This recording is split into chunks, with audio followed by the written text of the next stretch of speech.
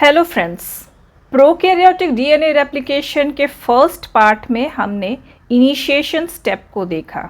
इस वीडियो में हम इलोंगेशन स्टेप के बारे में डिटेल में चर्चा करेंगे। इनिशिएशन के बाद जो नेक्स्ट स्टेप होता है डीएनए रेप्लिकेशन में वो है इलोंगेशन स्टेप।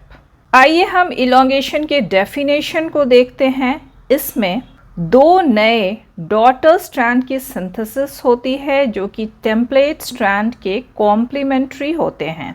इलोंगेशन में इन्वॉल्व्ड एंजाइम्स हैं डीएनए पॉलीमरेज 3 जिन्हें हम मेन रेप्लिकेटिव एंजाइम कहते हैं, और डीएनए पॉलीमरेज 1 और 2 भी इन्वॉल्व होते हैं। आइए हम डीएनए इलोंगेशन के कुछ फैक्ट्स को देखें। पहला है direction of elongation. DNA chain या स्ट्रैंड का इलोंगेशन के प्रोसीड करने का डायरेक्शन है 5' to 3', यानी कि डीएनए चेन 5' से 3' डायरेक्शन में इलोंगेट करता है। डीएनए पॉलीमरेज नए स्ट्रैंड के सिंथेसिस को इनिशिएट नहीं कर सकता है क्योंकि इसे 3' OH ग्रुप की आवश्यकता होती है। यह 3' OH ग्रुप प्राइमर के द्वारा प्रोवाइड किया जाता है जो कि 5 से 10 न्यूक्लियोटाइड्स लंबा डीएनए या आरएनए का स्ट्रेच होता है जो डीएनए पॉलीमरेज को 3' OH ग्रुप प्रोवाइड करता है। इसकी सिंथेसिस प्राइमेज एंजाइम के द्वारा होती है। नए न्यूक्लियोटाइड्स के एडिशन के लिए एनर्जी की आवश्यकता होती है जो न्यूक्लियोटाइड ट्राइफॉस्फेट के द्वारा प्रोवाइड किए जाते हैं। यहाँ पे एटीपी को एनर्जी सोर्स के रूप में यूज़ किया जाता है। चूँकि नए स्ट्रैंड का एक्सटेंशन या इलोंगेशन 5' से 3' डायरेक्शन में होता है, इसलिए रेप्लिकेशन फोक पे कुछ प्रॉब्लम अकर होता है। जैसा कि हम जानते हैं डीएनए का डबल हेलिक्स एंटी पैरेलल होता है। इसके दो स्ट्रैंड्स में से एक स्ट्रैंड का 5' to 3' इस डायरेक्शन में होता है तो दूसरे का 5' to 3' इस डायरेक्शन में होता है, और इस तरह से ये एंटी पैरेलल होता है। अब अगर हम नए स्ट्रैंड की बात करें तो नया स्ट्रैंड जो कि 3' 5' पैरेंटल स्ट्रैंड के कॉम्प्लीमेंट्री होता है उसका सिंथेसिस 5' to 3' डायरेक्शन में होता है, और रेप्लिकेशन फोक भी इसी डायरेक्शन में मूव करता है या रेप्लिकेशन फोक इसी डायरेक्शन में प्रोसीड करता है। इसलिए इस स्ट्रैंड की सिंथेसिस रेप्लिकेशन फोक के डायरेक्शन में होती है। इस वजह से इस स्ट्रैंड की सिंथेसिस कंटिन्यूसली होती है और इसे हम लीडिंग स्ट्रैंड कहते हैं। अगर हम 5' to 3' पेरेंटल स्ट्रैंड के कॉम्प्लीमेंट्री स्ट्रैंड की बात करें तो इसकी सिंथेसिस रेप्लिकेशन फोक के प्रोसीड करने के डायरेक्शन से दूर होती है, मतलब ये रेप्लिकेशन फोक से अवे एक्सटेंड करता है।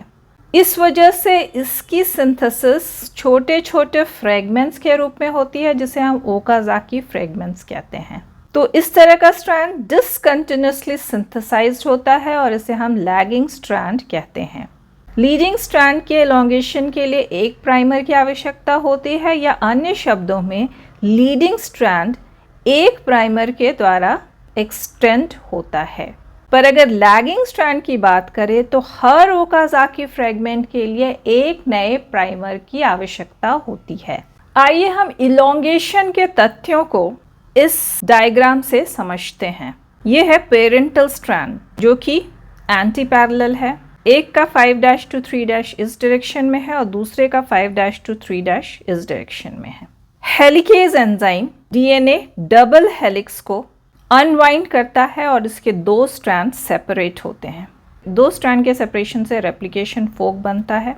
यह है रेप्लिकेशन फोक, ये इस डायरेक्शन में मूव करता है, यानी कि दो स्ट्रैंड इस डायरेक्शन में सेपरेट करते हैं। इस पेरेंटल स्ट्रैंड के कॉम्प्लीमेंट्री जो नए स्ट्रैंड की सिंथेसिस होती है वो रेप्लिकेशन फोक यानी कि 5' to 3' डायरेक्शन में ही एक्सटेंड करता है। अतः इसकी सिंथेसिस कंटिन्यूसली होती है। इसे हम लीडिंग स्ट्रैंड भी कहते हैं। अगर हम इस स्ट्रैंड को देखें तो इसके कॉम्प्लीमेंट्री जो नए स्ट्रैंड की सिंथेसिस होती है वो रेप्लिकेशन फोर्क के ऑपोजिट डायरेक्शन में एक्सटेंड करते हैं, जिस वजह से इसकी सिंथेसिस कंटिन्यूसली नहीं होके छोटे छोटे फ्रेगमेंट्स में होती है, जिन्हें कि हम ओकाज़ाकी फ्रेगमेंट कहते हैं। इसका कारण यह है कि जब डीएनए हेलिकेज दो स्ट्रैंड को सेपरेट करता है तो एक बार में इस टेम्पलेट का एक स्मॉल स्ट्रेच ही एक्सपोज्ड होता है और इस स्ट्रेच को यूज़ करके एक स्मॉल फ्रेगमेंट के रूप में नए स्ट्रैंड की सिंथेसिस होती है। डीएनए पॉलीमरेज 3 यहाँ अटैच होता है और नए फ्रेगमेंट की सिंथेसिस करता है, फिर ये डिटैच होता है, फिर नए पोजीशन पे अटैच होकर नया फ्रेगमेंट बनाता है। तो इस तरह से स्ट्रेच बाय स्ट्रेच यह टेम्पलेट एक्सपोज होता है, जिसकी वजह से इस स्ट्रैंड की सिंथेसिस फ्रेगमेंट्स के रूप में होती है, चूँकि इसकी सिंथेसिस रेप्लिकेशन फोर्क के डायरेक्शन के ऑपोजिट होती है। इन फ्रेगमेंट्स को हम ओकाज़ाकी फ्रेगमेंट कहते हैं। इस स्ट्रैंड के सिंथेसिस के लिए सिर्फ एक प्राइमर की आवश्यकता होती है, लेकिन अगर हम डिसकंटिन्यूस या लैगिंग स्ट्रैंड की बात करें तो हर फ्रेगमेंट के सिंथेसिस के लिए नए प्राइमर की आवश्यकता होती है। अब प्रश्न उठता है कि इसे हम लीडिंग स्ट्रैंड और इसे हम लैगिंग स्ट्रैंड क्यों कहते हैं। तो इस स्ट्रैंड जो कि कंटिन्यूस स्ट्रैंड है, उसकी सिंथेसिस इस स्ट्रैंड के पहले शुरू होती है। जब इस स्ट्रैंड का एक स्ट्रेच लगभग 1000 से 2000 न्यूक्लियोटाइड की सिंथेसिस हो जाती है, तब सफिशिएंट टेम्पलेट का स्ट्रेच एक्सपोज होता है और तब फिर इस स्ट्रैंड की सिंथेसिस स्टार्ट होती है। यानी कि इस स्ट्रैंड के सिंथेसिस का इनिशिएशन लीडिंग स्ट्रैंड के बाद होता है, यानी कि ये लीडिंग स्ट्रैंड से लैग करता है, इसलिए हम इसे लैगिंग स्ट्रैंड कहते हैं। न्यूक्लियोटाइड्स के एडिशन को कंटिन्यू रखने के लिए डीएनए पॉलीमरेज 3 स्लाइडिंग क्लैंप या बीटा क्लैंप के द्वारा अपने प्लेस पर बने रहते हैं या हेल्ड रहते हैं। इसके बारे में हमने डिटेल में prokaryotic DNA polymerase enzyme video में डिस्कस किया है, जिसे देखने के लिए आप डिस्क्रिप्शन बॉक्स पर दिए गए लिंक पर क्लिक कर सकते हैं। अगर डीएनए चेन के एलोंगेशन में किसी तरह का एरर आ जाता है तो यह डीएनए पॉलीमरेज 3 के प्रूफ रीडिंग एक्टिविटी के द्वारा रिमूव किया जाता है। इसके बारे में हमने डिटेल में डीएनए पॉलीमरेज एंजाइम के जनरल फीचर्स वीडियो में डिस्कस किया है, जिसे देखने के लिए आप डिस्क्रिप्शन बॉक्स पर दिए गए लिंक पर क्लिक कर सकते हैं। DNA polymerase 1 enzyme RNA primer को रिमूव करता है 5-3- एक्सोन्यूक्लियस एक्टिविटी के द्वारा और इसे डीएनए सीक्वेंस के द्वारा रिप्लेस करता है 5-3- पॉलीमरेज एक्टिविटी के द्वारा। तो इस तरह से प्राइमर के रिमूवल के बाद जो डिसकंटिन्यूस या लैगिंग स्ट्रैंड होते हैं उनमें निक प्रेजेंट होता है। निक हुआ स्ट्रैंड में डिसकंटिन्यूटी, और ये होता है एडजेसेंट न्यूक्लियोटाइड्स के बीच फॉस्फोडाइएस्टर बॉन्ड के अभाव में। DNA ligase enzyme Okazaki fragment को ज्वाइन करके कंप्लीट स्ट्रैंड बनाता है। DNA ligase enzyme adjacent fragment के 3-OH ग्रुप और 5- फॉस्फेट ग्रुप के बीच फॉस्फोडाइएस्टर बॉन्ड बनाकर एक कंप्लीट स्ट्रैंड बनाता है। इस डीएनए लाइगेज एंजाइम के बारे में भी हमने डिटेल में सेपरेट वीडियो में डिस्कस किया है, जिसे देखने के लिए आप डिस्क्रिप्शन बॉक्स पर दिए गए लिंक पर क्लिक कर सकते हैं। आइए हम चेन इलोंगेशन रिएक्शन को समझते हैं। यह कैटलाइज होता है डीएनए पॉलीमरेज में। इसमें प्राइमर के 3-OH ग्रुप के द्वारा कमिंग न्यूक्लियोटाइड, जो कि डीऑक्सी न्यूक्लियोटाइड ट्राइफॉस्फेट है, उसके इनर मोस्ट फॉस्फोरस एटम पे न्यूक्लियोफिलिक अटैक होता है और इनके बीच फॉस्फोडाइएस्टर बॉन्ड या ब्रिज का फॉर्मेशन होता है। साथ ही इनऑर्गेनिक फॉस्फेट का रिलीज होता है। तो ये है प्राइमर और ये है कमिंग डीऑक्सी न्यूक्लियोटाइड ट्राइफॉस्फेट।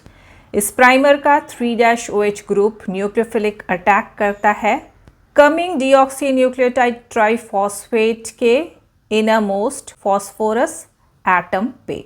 इस 3-OH ग्रुप का H और इसका OH, ये H2 मॉलिक्यूल के रूप में रिलीज होते हैं।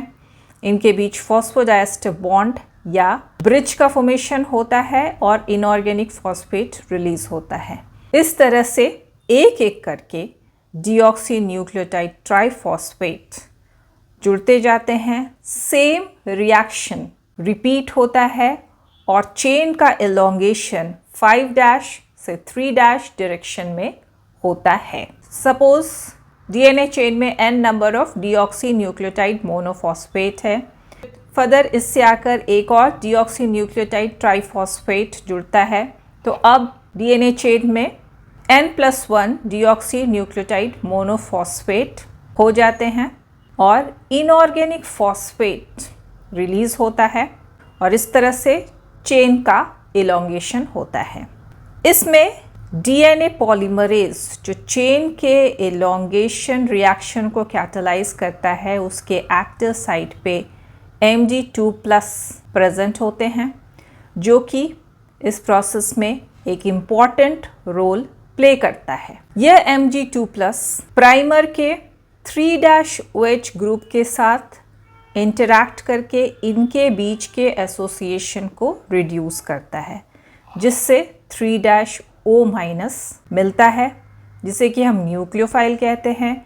यह न्यूक्लियोफाइल फिर कमिंग डीऑक्सी न्यूक्लियोटाइड ट्राइफॉस्फेट के इनर मोस्ट फॉस्फोरस एटम पे न्यूक्लियोफिलिक अटैक करता है। इस प्रोसेस में H2O मॉलिक्यूल रिलीज होता है और इनके बीच फॉस्फोडाइएस्टर बॉन्ड या ब्रिज का फॉर्मेशन होता है।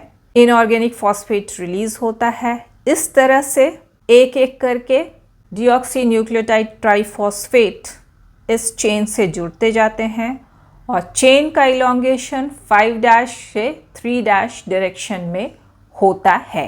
तो हमने क्या देखा कि डीएनए के 2 स्ट्रैंड्स एक दूसरे के एंटी पैरेलल होते हैं। एक का 5' to 3' इस डायरेक्शन में होता है, दूसरे का 5' to 3' इस डायरेक्शन में होता है। डीएनए हेलिकेज इनको सेपरेट करता है और ये टेम्पलेट की तरह काम करते हैं कॉम्प्लीमेंट्री स्ट्रैंड के सिंथेसिस में। लीडिंग स्ट्रैंड की सिंथेसिस रेप्लिकेशन फोर्क के मूवमेंट की डायरेक्शन में होती है और लैगिंग स्ट्रैंड की सिंथेसिस रेप्लिकेशन फोर्क के मूवमेंट के ऑपोजिट डायरेक्शन में होती है। इन दोनों स्ट्रैंड की synthesis single enzyme DNA polymerase 3 के द्वारा साइमल्टेनियसली होती है। तो अब प्रश्न उठता है कि ये कैसे पॉसिबल है।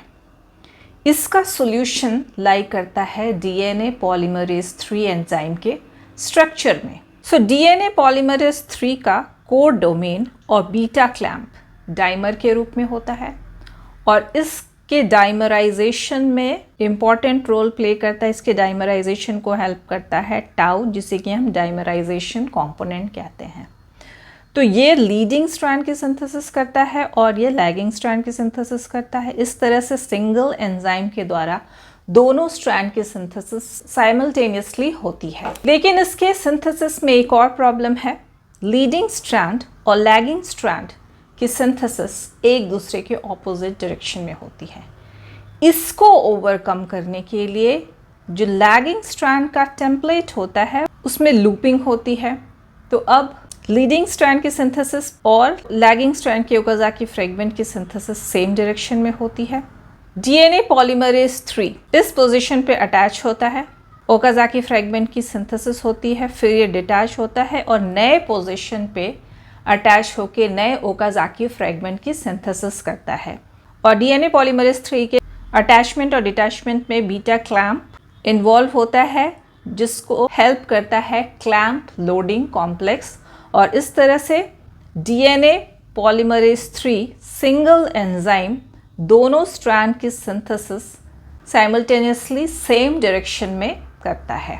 तो ये थी आज की वीडियो। अगर आपको ये वीडियो पसंद आई हो तो इसे लाइक करें, शेयर करें और मेरे चैनल को सब्सक्राइब करना ना भूलें। Thank you.